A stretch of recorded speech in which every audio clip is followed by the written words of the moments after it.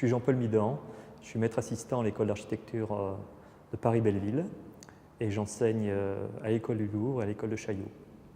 Je ne suis pas architecte, je suis historien à l'origine, ce qui me distingue un petit peu de mes collègues, c'est-à-dire que je n'ai pas de pratique architecturale par moi-même, mais je fais des études architecturales et je fais de la recherche historique qui pour moi est de l'ordre du projet, comme un architecte.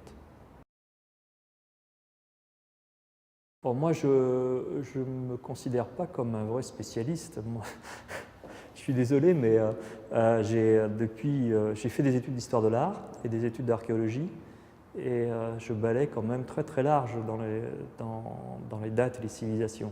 Mon intérêt, il est multiple. Officiellement, je suis quelqu'un qui connaît mieux le 19e et le 20e, mais je dois dire que si j'ai l'occasion de voir un bâtiment plus ancien ou ailleurs, je le fais volontiers.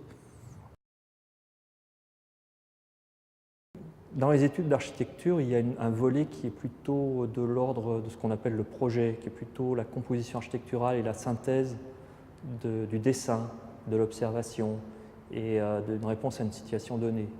L'histoire, elle apporte de la culture en plus. Elle apporte, je pense aussi, la sensation du présent. Moi, en tant qu'historien, je fais de l'histoire pour être au courant du présent, c'est clair.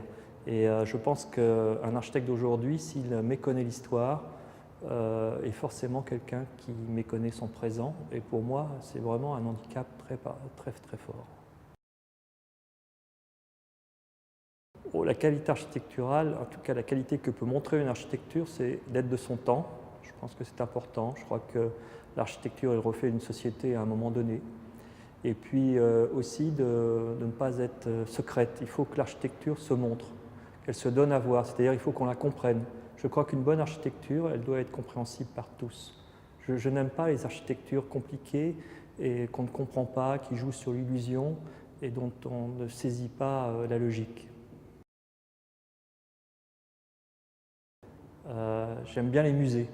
Je crois que les musées, ce sont des endroits où les gens peuvent prendre la mesure de l'architecture et au-delà de l'œuvre d'art, et en même temps de l'œuvre d'art. Les deux sont très bien. En parlant, vous voyez, je pense par exemple à la Fondation Corbu, à la Fondation Le Corbusier, que je trouve un lieu sympathique à cause de la personnalité de Le Corbusier. Et moi, quand j'y vais, je la trouve très nue aujourd'hui. Je sais qu'elle va changer, mais je l'imagine avec les tableaux, je l'imagine avec les objets, je l'imagine avec Le Corbu en train de discuter sur le chantier et aussi avec son client qui l'a habité. Donc voilà, c'est un peu ça. Pourquoi pas une belle maison du Corbu. Mais il y a des petites maisons, il y a aussi la petite maison du Corbu, vous savez, qui est au bord du lac, à Genève, qui est très très bien. Il y a plein d'autres endroits. Écoutez, je sais qu'à la Cité de l'Architecture, il y aura la cellule de la Cité radieuse de Marseille. J'ai eu la chance pendant un moment d'y habiter. Je trouve ça plutôt très bien. Plein de choses. Vous savez, j'ai un défaut, je regarde un peu avec l'œil du professionnel. Et je regarde un peu les défauts, j'aime bien savoir comment c'est fait, parce que je suis un historien qui sait à peu près comment c'est fait, comment ça tient.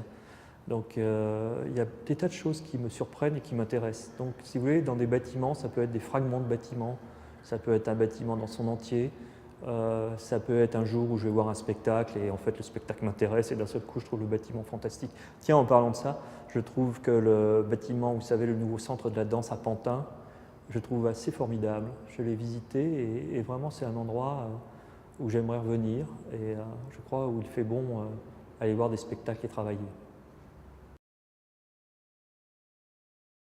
Mon métier d'historien ne procède d'aucune nostalgie. Je vous l'ai dit, moi je vis au présent. Par contre, pour bien connaître ce qui se passe autour de moi, j'ai toujours eu la sensation et la conviction qu'il fallait que je connaisse ce qui s'était passé autour de moi avant. Voilà pourquoi je m'intéresse à l'histoire. Mais j'ai aucun a priori sur une période où vous voulez m'envoyer au 19e, 20e, et moi je vous dirais que j'irais bien à l'âge des cavernes pour voir.